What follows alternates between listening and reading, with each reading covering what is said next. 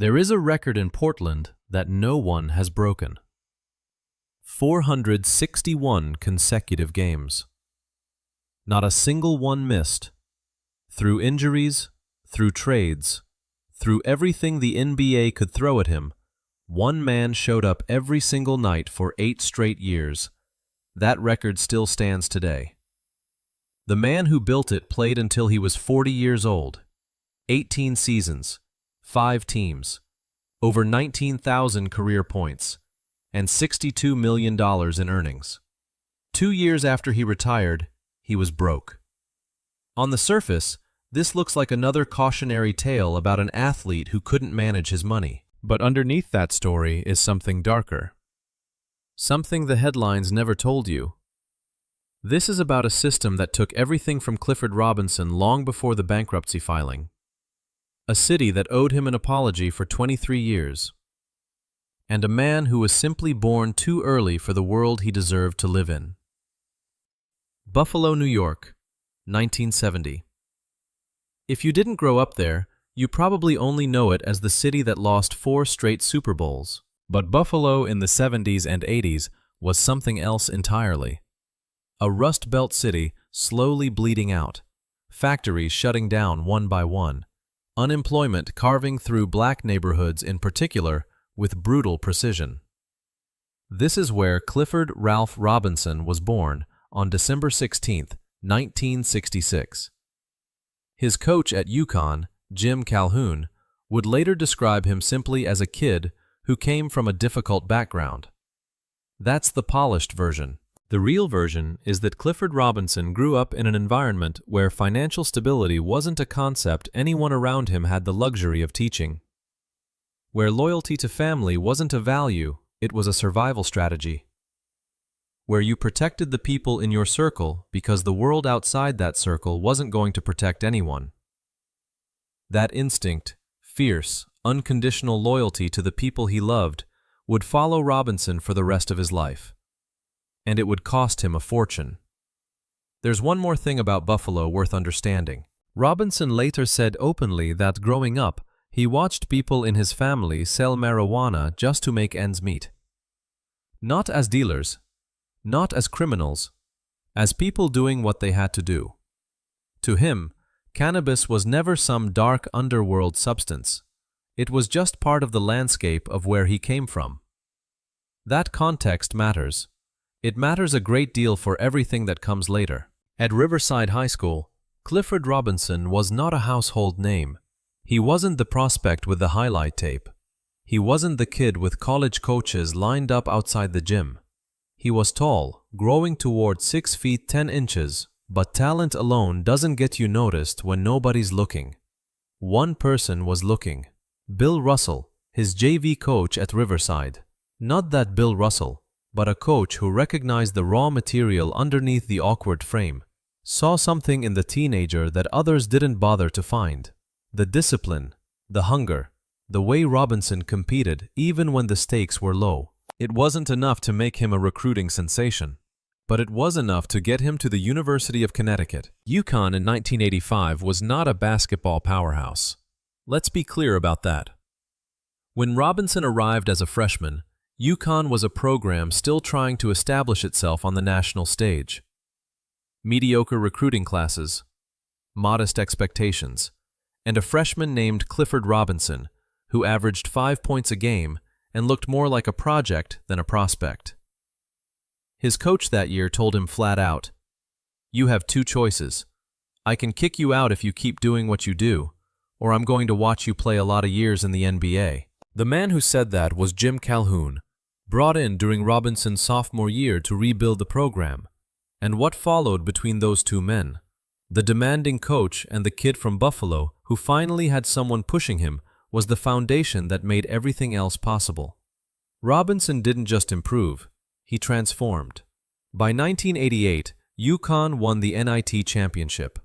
Robinson was named to the all-tournament team. Calhoun would later call him, without hesitation, the first great player in UConn history, the cornerstone of a program that would eventually become a national dynasty. His number, 00, was retired at Gampel Pavilion in 2007. He was named to UConn's All-Century team. Not bad for a kid nobody recruited. 1989 NBA Draft. Clifford Robinson waited. Round 1 passed without his name being called. He kept waiting. Deep into Round 2, the Portland Trail Blazers selected him with the 36th overall pick. Pick 36. To understand what that meant in 1989, you have to understand the context. The second round of the NBA draft at that time was essentially a courtesy. Most picks never made a roster. The ones who did rarely lasted more than a season or two. Pick 36 was not a vote of confidence. It was barely a whisper of one. His rookie salary, $250,000. Enough to feel like a different world from Buffalo, not enough to change the way he thought about money, about loyalty, about how you treat the people you came from. He packed his bags for Portland, Oregon, a city he'd never lived in, a franchise that hadn't exactly cleared a spot for him. Nobody was betting on Clifford Robinson, which, looking back, was the last mistake anyone who underestimated him ever got to make. Portland, Oregon, 1989. The Trailblazers were not a rebuilding project. They were a contender, one of the best teams in the Western Conference, built around Clyde Drexler, Terry Porter, and a roster deep enough to go the distance. Head coach Rick Adelman ran a system that rewarded intelligence and versatility. This was not a place where a raw second-round pick was supposed to walk in and contribute immediately. Robinson walked in and contributed immediately. His rookie season, Portland made the NBA Finals.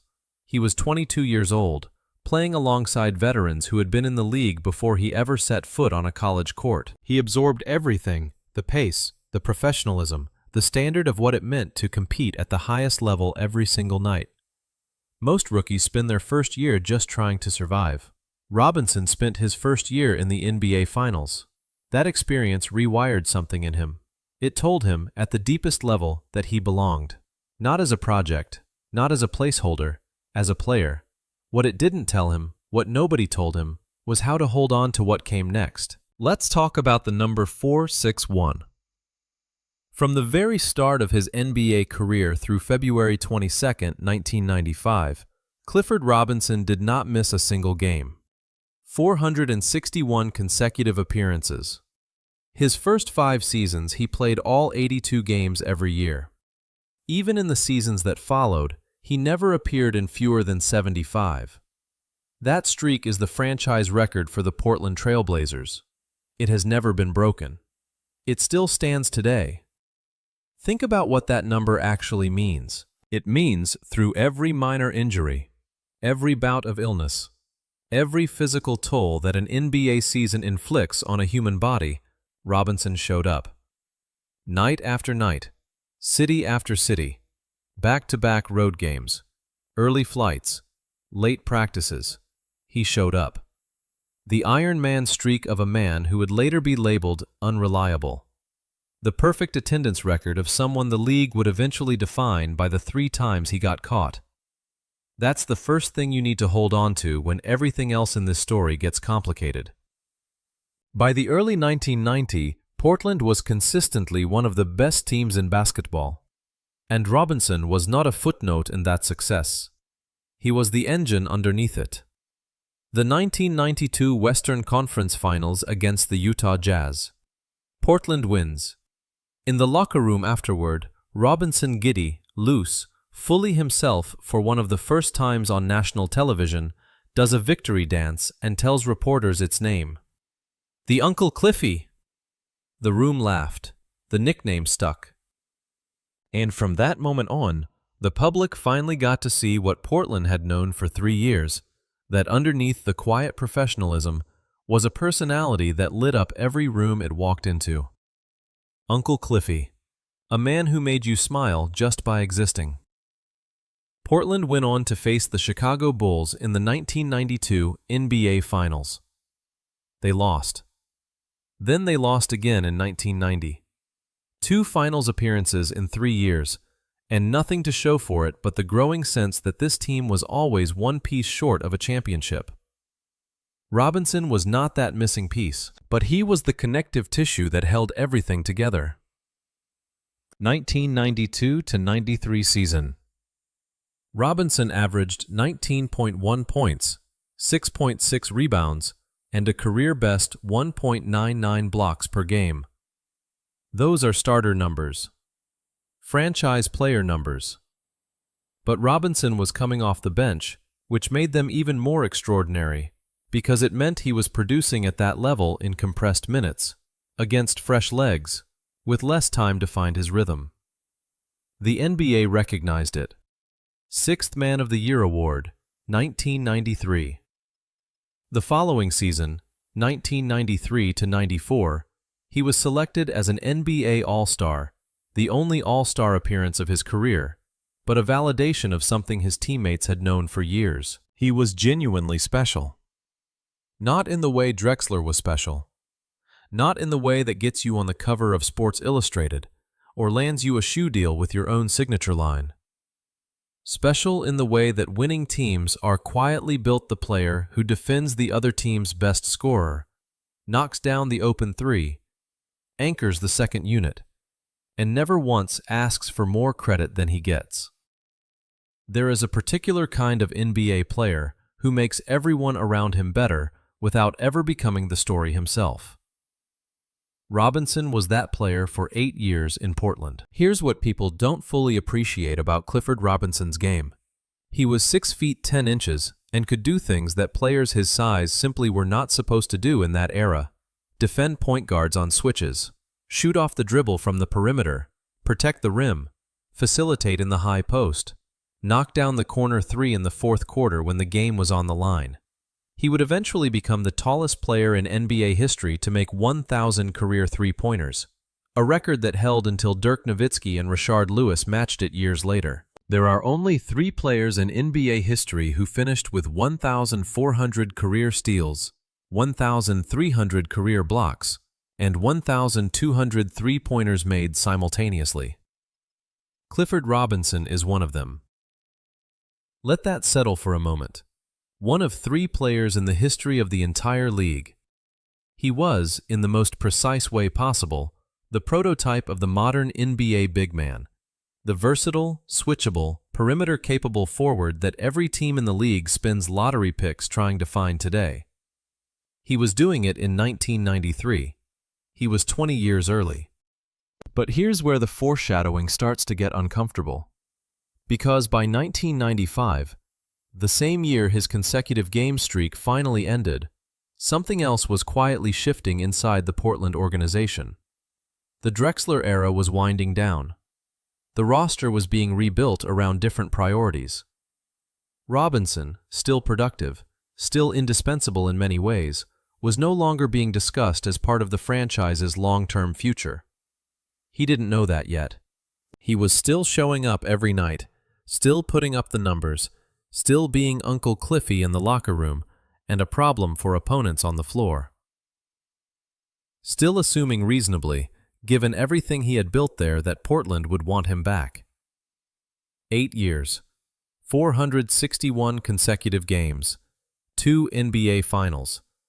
He had given Portland everything. What he didn't know was that Portland had already quietly decided what that was worth. And the answer was about to arrive in the ugliest possible way. Summer 1997. Clifford Robinson was a free agent for the first time in his professional life. 8 years, 1 city, 1 uniform. He had never worn another logo, never learned another system, never had to introduce himself to a new locker room. Portland wasn't just where he worked. It was where he became who he was. He wanted to stay. He waited for the phone to ring. It never did. Not a call. Not an offer. Not even the professional courtesy of a conversation that ends in, "We're going in a different direction." Just silence, the kind organizations use when they've already decided and don't want to explain it out loud. But here's what we know happened that summer. And once you know it, The silence makes a terrible kind of sense. July 1997. Robinson, his brothers, and friends were heading to a paintball tournament. They loaded his Humvee. Paintball guns. Equipment for a recreational sport. Nothing more. A neighbor watched them load the vehicle. Saw a group of black men handling what looked, at a distance, to be long-barreled equipment, and made a decision about what that meant. They called 911. The report: armed men with assault rifles. What followed was not a routine traffic stop. Portland police issued a public safety alert broadcast across local and national media. Robinson's vehicle was tracked to the downtown waterfront and surrounded by what witnesses described as a paramilitary-style blockade. 10 police cars, officers with weapons drawn. Robinson recalled it simply: "The next thing I knew, there were 10 cop cars around us with guns pointing at us. I didn't know what was going on. I was totally scared." They searched the vehicle. No assault rifles, because there were none. But they found remnants of cannabis somewhere inside the Humvee, not in Robinson's immediate reach. The vehicle was large. The cannabis was in a section not directly accessible from the driver's seat where he was sitting. Robinson said it was his brother's. He was charged with marijuana possession anyway. Now watch what happened next. The racial profiling, the fact that a neighbor had called police on black men for loading paintball gear, disappeared from coverage almost immediately. The paramilitary response to a false report. The 10 cars with guns drawn on unarmed men going to play a recreational sport. All of it vanished. What remained in the headlines: Clifford Robinson arrested for marijuana possession. The framing was immediate and merciless. Irresponsible. Reckless. A distraction. A man letting down his teammates and his city. Robinson stood at a press conference and said, "I don't do anything but try my best to represent myself, represent the Trailblazers, and represent Portland on and off the court as best as I can." Portland heard him, and still made no offer. Let's be precise about what that means. Clifford Robinson played 461 consecutive games for this franchise. He helped them reach 2 NBA Finals. He won 6th Man of the Year. He was an all-star. By any reasonable measure, one of the most important players in franchise history. After all of that, the organization did not fight for him, did not call him, did not issue a statement defending him from a narrative built entirely on a racial profiling incident the city itself would eventually admit was wrong.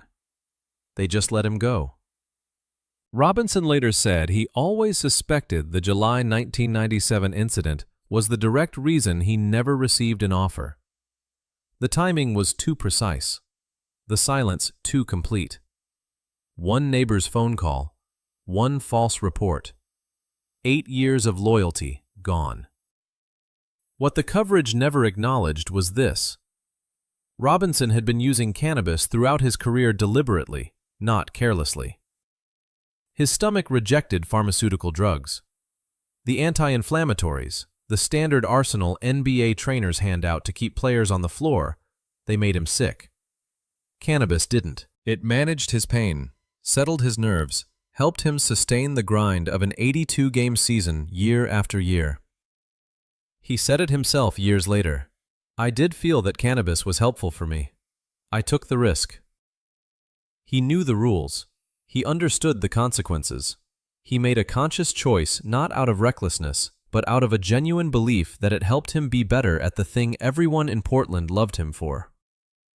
The substance that helped him play 461 consecutive games was the same substance the city used as a reason not to bring him back. Robinson signed with Phoenix. New city, new uniform, new start. But 1997 never fully disappeared.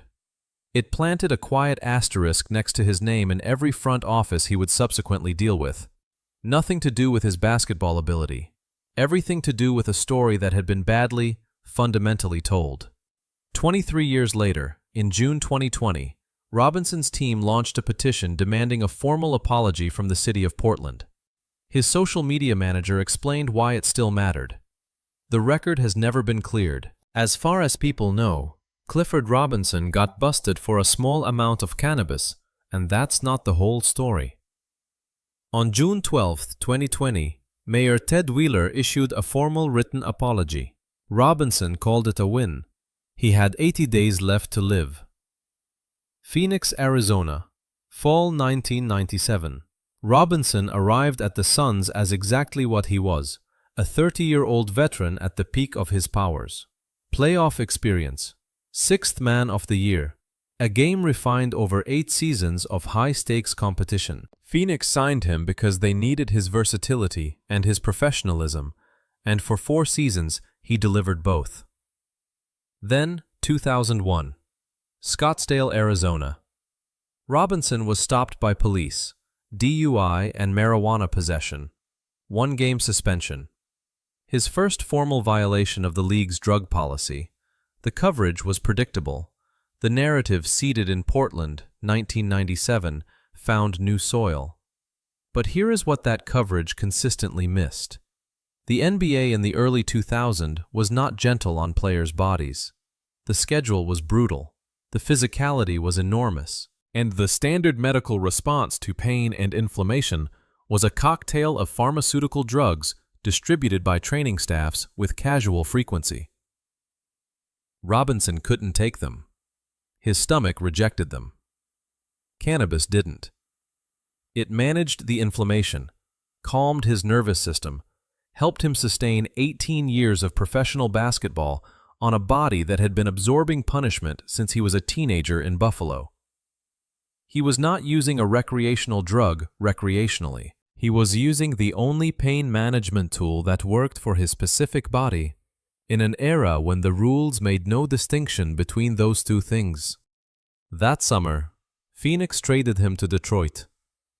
The package they received in return: Judd Bushler and John Wallace. 2 players nobody remembers. That is what 8 months of production from a 30-point scorer was worth on the trade market once legal trouble attached itself to his name. Detroit Pistons, 2001 to 2003. Robinson arrived in the middle of a franchise transformation. Chauncey Billups, Ben Wallace, Richard Hamilton, Tayshaun Prince. The pieces of a championship team were assembling around him in real time. Larry Brown was building something special. Robinson was not the centerpiece. He was the veteran presence, the professional, the player who understood the game at a level most of his teammates were still developing. He contributed. He competed. He did everything asked of him. Then, before the 2003-04 season, the season the Pistons would shock the world and win the championship, Detroit released him. He didn't get a ring. He was 1 year too early. That detail is not insignificant. 2 NBA Finals losses with Portland, released 1 season before Detroit won it all. Always in the right place, always slightly before the moment. Golden State Warriors, 2003 to 2005. Robinson was 36 when he joined the Warriors. By this point in most careers, the conversation shifts entirely to exit strategy. Robinson kept playing like he had something left to prove. In 2004, against the Denver Nuggets, he scored 50 points. At 37 years old, coming off the bench, deep into the second half of a career everyone assumed was winding down. That game made him, at the time, one of the oldest players in NBA history to reach 50 points in a single contest. That performance tells you something the bankruptcy filing never could, that Clifford Robinson was an exceptional basketball player, not a cautionary tale with some good years mixed in. The talent was real. The competitive fire was real, right up until the end. Then 2005. He failed a drug test. 5-game suspension. The league's anti-drug policy kept no record of why, only that he had tested positive again. 3rd documented violation. The whispers around the league grew louder. New Jersey Nets, 2005 to 2007. Robinson was 38 years old when he signed with the Nets. Fewer minutes, narrower responsibilities, the role of a veteran whose value lives more in what he knows than what he can still physically do. But he made it count. The 2005-06 season, New Jersey reached the second round of the Eastern Conference semifinals. They faced the Miami Heat, the team that would go on to win the championship. The series opened with a split. 1 win, 1 loss. Tied 1-1, heading back to New Jersey. This is the moment Robinson would carry with him for the rest of his life. Under the NBA's collective bargaining agreement, players were subject to 4 random drug tests per season. Once a player completed all 4, they were effectively clear, no more testing, regardless of what happened for the remainder of the year. 2 of Robinson's teammates had just finished their 4th test. They were done. They wanted to celebrate. They asked Robinson to smoke with them. He said no. He was 39 years old in his 17th season. He understood exactly what a 4th suspension would mean. They kept asking. He hadn't smoked in months, hadn't planned to. The Nets were in the second round. He had worked too hard to risk it. But they kept asking, and eventually, he relented. 2 days later, Robinson was selected for a random drug test. Positive. His suspension took effect, immediately removing him from the roster for games 3 through 7 of a series that was perfectly balanced and heading home. He sat in street clothes and watched the Nets lose. He described it years later with the quiet anguish of someone who had replayed it 1,000 times. That second suspension still nips at me. Not the Phoenix arrest. Not the Golden State test. The one in 2006, because he knew in that moment it was the last real chance he was ever going to have. He was right. Now look at all 3 suspensions together. The 1997 Portland incident. Cannabis found during a racially motivated stop, in a section of the vehicle not within his reach, that his brother said was his. Charged with possession regardless. The 2001 Phoenix incident. A DUI stop. 1-game suspension. The 2005 Golden State incident. A failed drug test for a substance Robinson openly used throughout his career to manage chronic pain. 5-game suspension. The 2006 New Jersey incident. A failed test taken 2 days after teammates who were no longer subject to testing themselves pressured a 39-year-old veteran into a decision he had already refused. 5-game suspension at the worst possible moment of his final playoff run. This is not the profile of a reckless man. It is the profile of a man using cannabis the way millions of Americans use it legally today, to manage pain, reduce anxiety, decompress from an extraordinarily demanding job in an era when the rules punished that choice without asking why. The tragedy is not that Robinson was weak. The tragedy is that he was honest about who he was in a league that had no tolerance for that honesty. July 2007. Robinson officially retired. 40 years old. 18 seasons. 1,380 games. 19,591 career points. He waited for the calls, coaching positions, front office roles, anything that would keep him connected to the game he had given everything to. The phone stayed quiet. He had poured 18 years into the NBA, and now the machine that had paid him well, punished him hard, and never once stood up for him when a false report became a national narrative, was simply done with him. $62 million in career earnings. No structure waiting on the other side. No plan for what came next. That combination was about to become very expensive. 2 years. That is how long it took. From the day Clifford Robinson retired in July 2007 to the day he filed for bankruptcy in 2009, 2 years. The number that stops people cold is not the bankruptcy itself, it's the speed of it. $62 million, earned across 18 seasons, gone in the time it takes most people to pay off a car. His assets at filing, $7.1 million.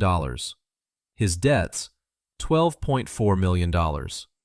More than $5 million underwater. The question everyone asks is, where did the money go? The right question is, who was supposed to prevent this and where were they? The bankruptcy trustee identified the primary cause clearly.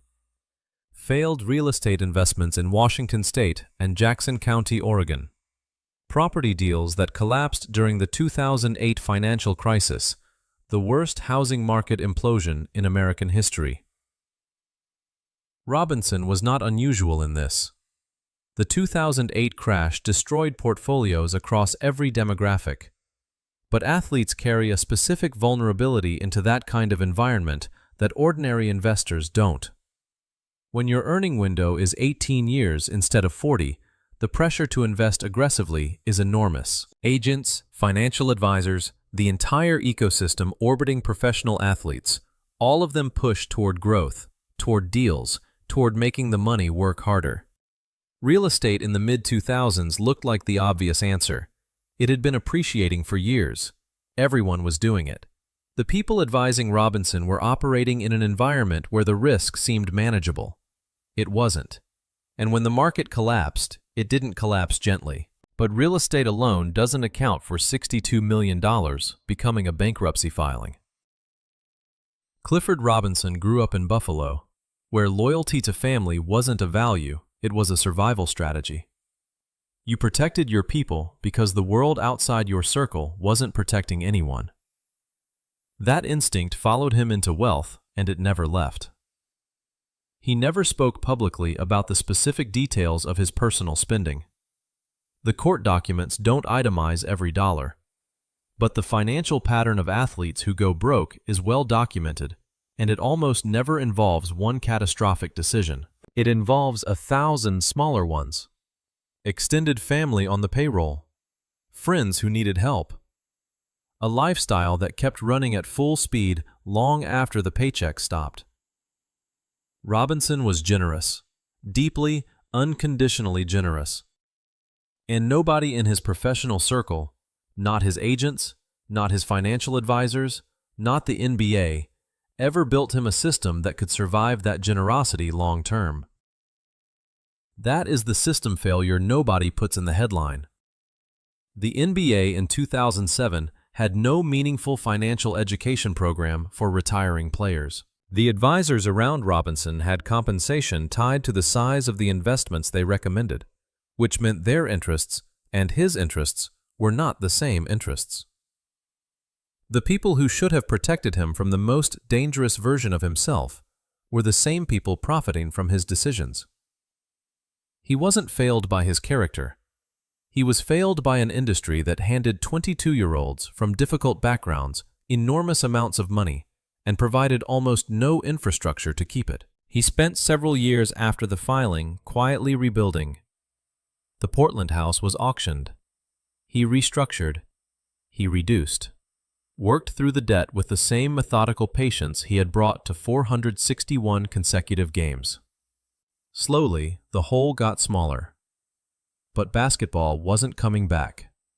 The coaching calls never materialized. The front office opportunities never appeared. He waited quietly, without making it a public grievance for the league to find a place for 18 years of knowledge and experience.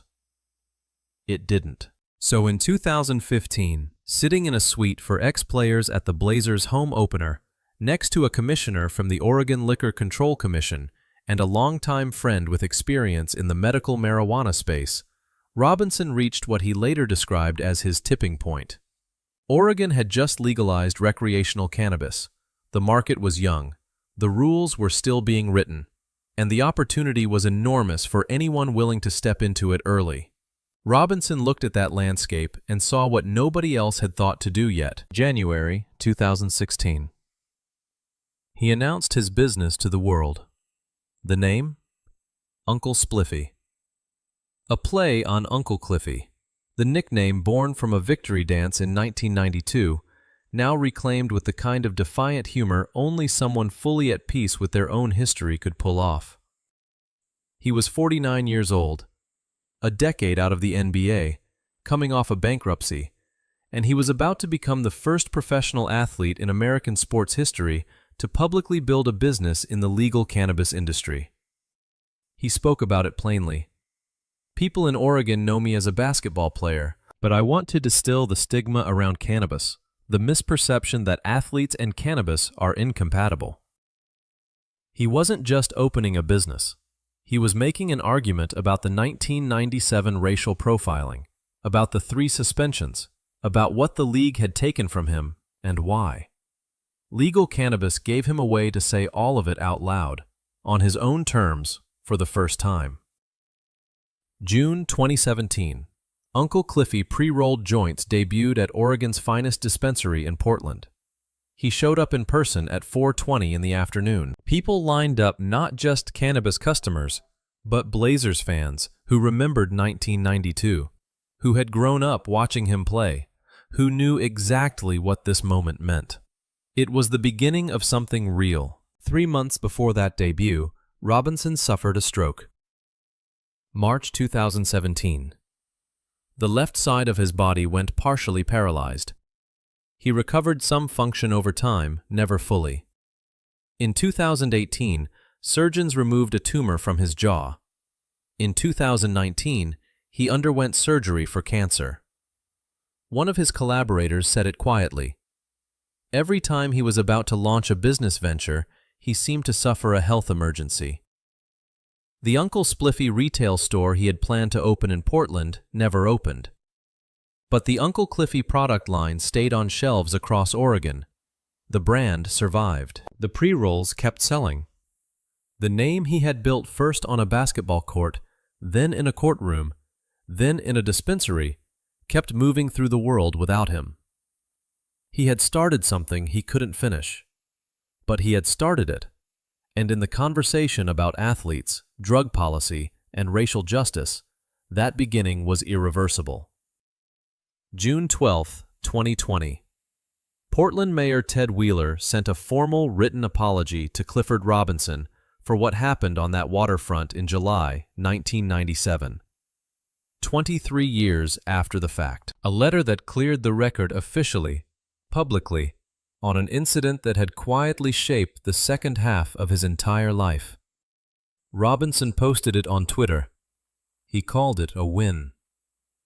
He had 80 days left to live. On August 29, 2020, Clifford Robinson passed away at his home in Portland, Oregon. He was 53 years old. Lymphoma. The Trailblazers released a statement. His streak of 461 consecutive games still stands as a franchise record. Kevin Love, who grew up in Oregon watching those Blazers teams. Some of my earliest memories of NBA basketball were of you. Jim Calhoun, the coach who had told a struggling freshman he had 2 choices. I watched him evolve as a man. He was a good man. So what is this story actually about? It is not about an athlete who wasted his money, though the money is gone. It is not about a player who couldn't stay clean, though the suspensions are real. Those are the headlines. The headlines are almost never the story. This is about a man who used cannabis to play 461 consecutive games and was punished for it. Who was racially profiled in the city he gave 8 years to and received no protection from the organization he built. Who lost a fortune, partly through bad investments and partly through an industry that profited from athletes while building no safety net for them. Who then took the very thing that had been used against him his entire career and turned it into a movement. Clifford Robinson didn't fail because he was reckless. He failed because the systems around him, the league, the financial infrastructure, the media, the city, were never designed to protect someone like him. Today, cannabis is legal in most of the United States. The NBA has softened its drug policy. The sports cannabis industry that didn't exist before Robinson announced Uncle Spliffy is now worth billions.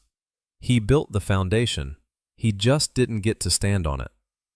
The record in Portland still stands. 461 consecutive games. Nobody has broken it. Nobody has come close.